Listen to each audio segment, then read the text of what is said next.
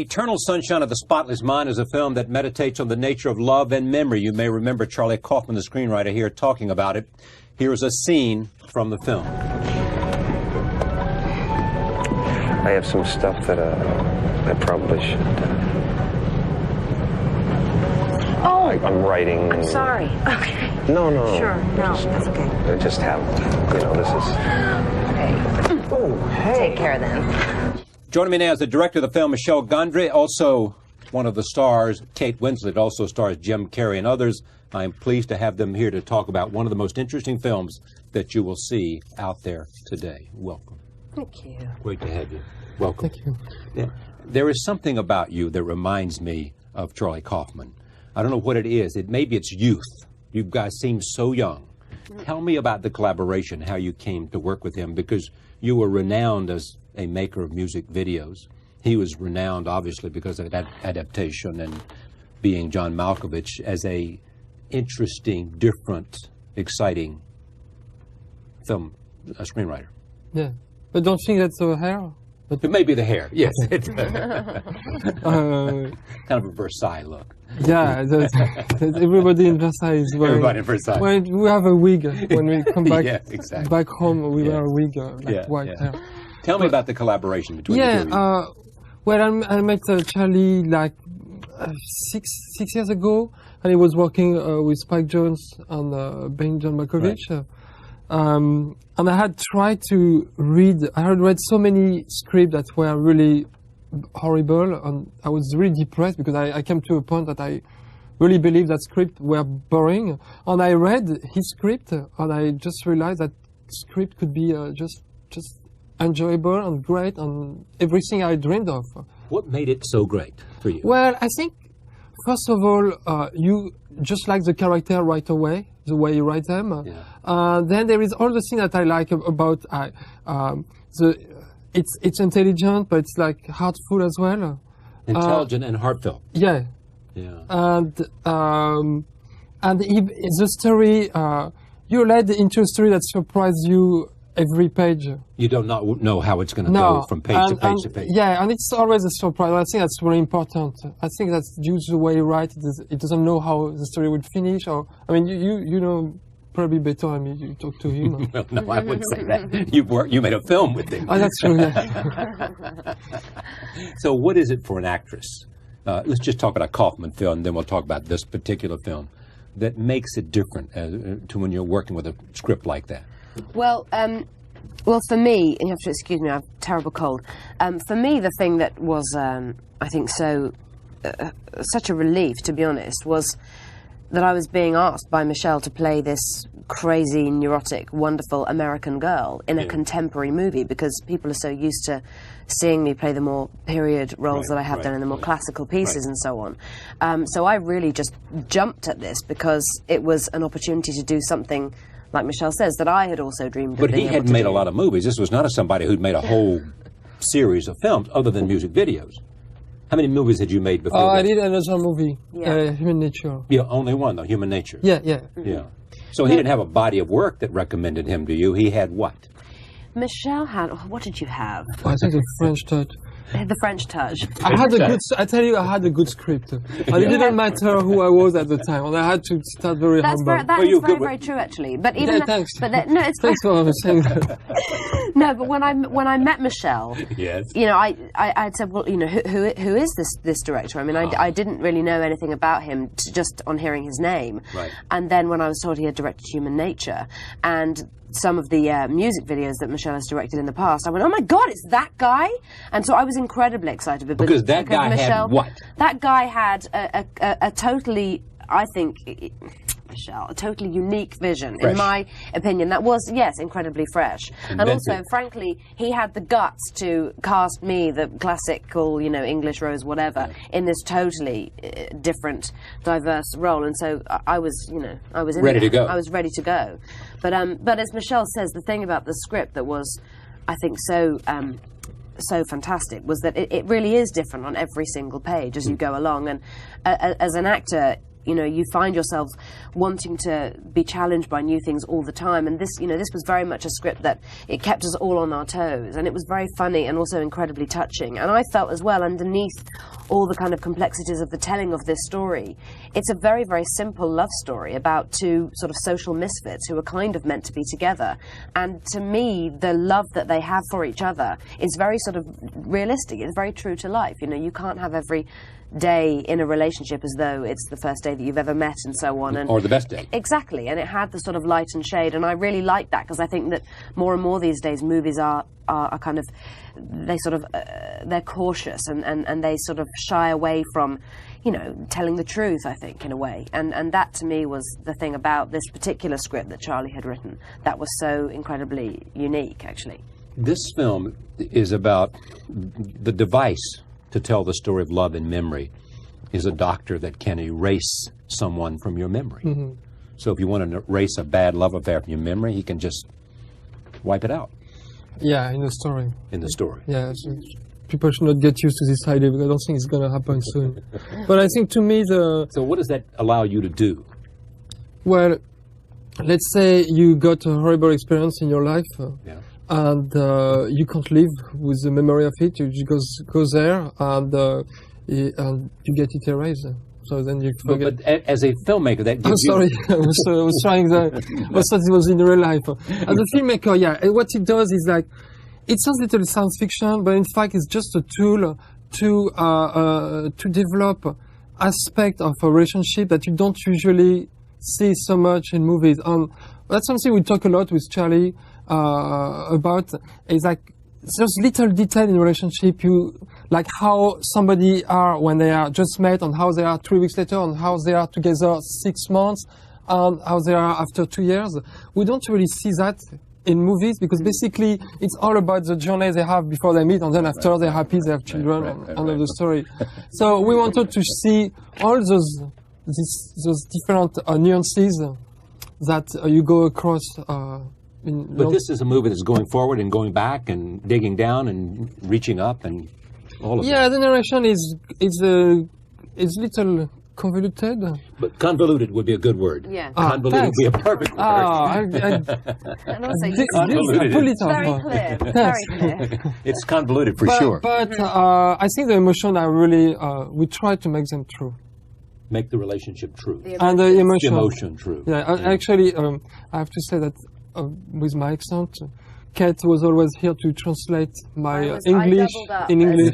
I doubled up as sort of actress stroke translator on this film, because for some reason I always found it very easy to understand Michel, and sometimes no one else could understand what on earth he was talking about.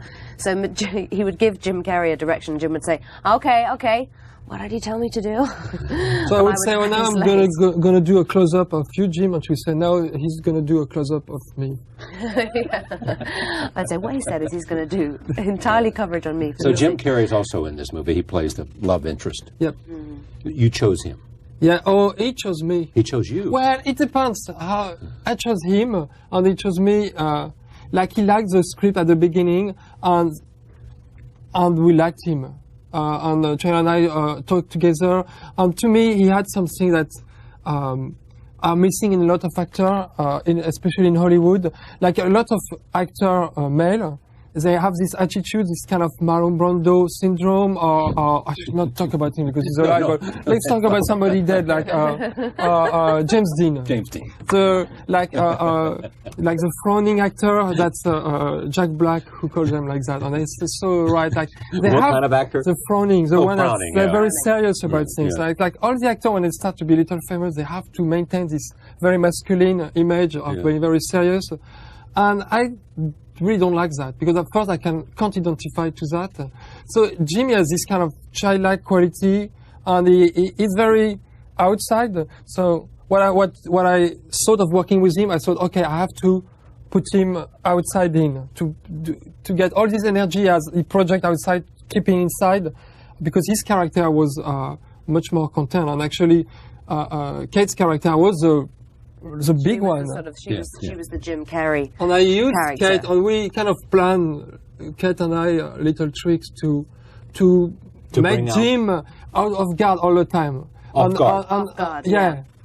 Because then I think I'm just thinking about that now, that we did do a bit of that, actually, not trying to sort of necessarily trick him, but Jim as a person has, you know, has a wonderful energy that's always very alive and kind of buzzing, and he loves to make people laugh, and you know, he is very funny, and Michel was always trying to keep him as contained as possible, and Michel would always get me to be big and loud, and I would say to him, what do you mean do more? And he'd go, bigger, bigger, do it bigger, the whole time, and I just for whatever reason I just thought, well, you know, I've just got to trust him, otherwise I'm not doing this properly. And Jim was always really brilliant about that, though, wasn't he? He would always say to Michel, you know, you've got to tell me if I'm doing something that you've seen me do before or that isn't Joel. You have to tell me. And he was very concerned to make sure that he was as consistent with the character as possible, and that he was indeed very different from all the other parts he's played before. And he is in the movie. I mean, he's nothing like anyone has ever seen him in any other movie. Yeah, but if I could correct one thing, I don't think I really try to contain him. It would be more, I try to... I saw him on a set of another shooting when we were preparing, and I saw him in between two takes. That they had to reset one take, and he had to go down the stairs, and I just realized, like, in between the takes, he was like a little bit different, and it was really touching. And I just got the tape. I just found this DVD of Living Color. Yes, that's how it started. I used to see him on the set when he was doing In Living Color 100 years ago. I don't know if you noticed, but at the end of the show, they all go forward, and they, like in Saturday Night Live, you know, they all say thank you. And you have always Jim. It's totally lonely, and he's the back, and it's so charming. And I don't know what's going on. I have to call him and find out what's going on in his head. You see this kind of skinny guy. He's just here, and I really wanted to capture that. And I thought, to get that on the screen, I need to mess around him, to create a chaos. Yeah, there was a kind of bewilderment you wanted to create. Does that? No, that's not this word. I don't know. Can you learn? A sense of not knowing quite what's going on. Yeah, exactly. Being slightly vague. Yeah, totally. Yeah. And sometimes he would be a little upset in the beginning. I remember we tried to find words to not say action, because when you say action, everybody starts to stiffen. But then when he saw the dailies, he understood, and he became totally relaxed. Michel would keep the camera running a lot. I mean, we used a lot of film stock because it would just keep running, and between takes, which for me, you know, was sometimes difficult, because not only was playing Clementine a wonderful experience, obviously, but incredibly exhausting, because she is larger than life, and she is, you know, neurotic and sort of on fire all the time. All right, here's a scene in which Clementine, played by Kate, talks to Joel. Basically, set this up, Michel. I can't resist having you do this. This is when he wants to, basically she says that he should try waking up to stop the procedure, because what is happening in his head is that you know, all these scenes in this experience is being wiped out. And she wants him to stop the procedure. Just set it up and give it a context for me before the audience sees it. Okay, that's a little bit like a dreamlike quality. So he's in his mind, and now he realizes that what's happening, and he realizes that he really loves her, and he doesn't want to lose her memory. And Clementine is in on it now. You know, she is aware with him that this is what is happening, that his memory is being erased. So she's within. So they're trying some tricks to wake up, and honestly, it's something I've done many times in my dream, to try to wake myself up, because I realize I'm in my dream, I just get scared, I want to wake up. So he's doing stuff. He's pulling his eye with his finger, trying to wake himself up out of the procedure. Roll tape. Here it is. Sure. Okay. Well, that's working like gangbusters. Oh my goodness. Oh my God, what is that? Jesus Christ, what the? It's a birthmark! It did work. For a second. Yeah. For many people who even love this movie, you got to pay attention. You got to make sure you're focused, because it's going in lots of different directions. That's on purpose. You want people, almost like reading a difficult novel. Well, I don't know. We're not trying to be difficult on purpose, but it's like we don't take people for idiots. We think for idiots. Yeah, we think like maybe they could use their brain a little bit. And the good thing is, like, you remember Charlie saying, like, well, if they don't get it, they can go a second time. And in fact, a lot of people go many times. So many people. I mean, friends of mine who have seen it, they very graciously phone afterwards and go, just saw the movie. Oh my God, I want to see it again immediately, and they feel very kind of energized by it. Yeah. And in fact, I mean, it isn't. I mean, I personally don't think that it's confusing. There were times when we were shooting it when I was incredibly confused. But you will give me, you have to pay attention. You do, yeah, you do have to pay attention, but at the same time it does, you almost have to just sort of surrender to it and let it take you where it's going to take you, and if you're on the ride, then you're on the ride, and if you aren't, then you aren't. But it's one of those movies that has an energy that does kind of sweep you up. If you're not on the ride, it wouldn't seem to be fun to me if you don't get on the ride. Of course not. If you're resisting where it wants to take you. Yeah, absolutely. What's the difference in the Clementine, the real, and the Clementine in his mind? There is no difference. It's simply that the real Clementine, or certainly some of the sides that we see in the present, right. There's parts of her that are, she's a little bit of a cow. She can be a bit of a bitch. She's not that pleasant all the time, because those. Cow is an English expression that means cow what? means jerk, bitch, basically. Bitch, right. Yeah. But there are some parts of the expression too. Yes, from Versailles Ghetto. Yeah, right. There are some parts in the present when Clementine and Joel are at a bad place in their relationship. So you see her, doing a lot of yelling and screaming at him and being very critical of him as a person and so on. And then a lot of the memories that you see, a lot of the sequences that Joel walks into through having this memory erasing procedure done, you see parts of their relationship that were incredibly touching. And the thing about this story is that the memories are erased in reverse order from most recent to most past in their relationship. So as the movie goes on, rather than things getting worse and worse, they almost get better and better, and you realize at the end of the story just how perfect they were and how incredibly heartbreaking it is that they've done this awful thing to each other, that they've had their memories erased, and all memory of this wonderful, crazy relationship it's gone. And that's where I think it's really quite moving. In a very surprising way, they have lost too. something so incredibly. So is that the point, that we shouldn't forget any relationship regardless of where we're going? Well, I think every relationship, good or bad, teaches you something, and it teaches you a lot about yourself, and maybe not to repeat the same mistake again, or I don't know, something like that. But in this case, it's almost about two people turning away from maybe absolutely the relationship of their lifetime. Yeah. And the wonderful thing is, am I allowed to say what happens at the end? Well, a lot of people have seen it now. I think so, don't you? Yeah. I don't take this responsibility. You don't think what? I don't want to be yelled at, so... No, well, the thing... I don't want to be yelled at. No, the thing... Who would yell at you? Oh, many people. Listen, I think this is a really great Well, name one. Producers or something like that. But basically, You're allowed to tell us. When they've done this and when they have erased each other from each other's minds, fantastically, a very short time later, they meet again as complete strangers. Right. And they don't know it. Well, that's the beginning of the story. And that's the beginning. Don't complicate things, Michel. The story is like the change of hour. Like every 6 months we change hours. Yeah. And it's been going for 30 years. I remember when it changed, I was like 10 or something. And still now, after 60 times, people are asking, well, we are gaining or losing 1 hour? So the beginning of the film has little disquality. Is that before or after? Yeah, it does have that. But I think to come back a little bit, I wanted to say something about, is that the real Clementine in his mind? I think it's obviously that's his point of view of her, but she becomes alive and she becomes a real person. I think when you're in love with somebody, you start to talk to this person in your mind, and this person gives you answer you would not expect. It doesn't feel like you're talking to yourself, even though you are. So I think it allows us to make her real, even though we are seeing her most of the time through Joel's mind.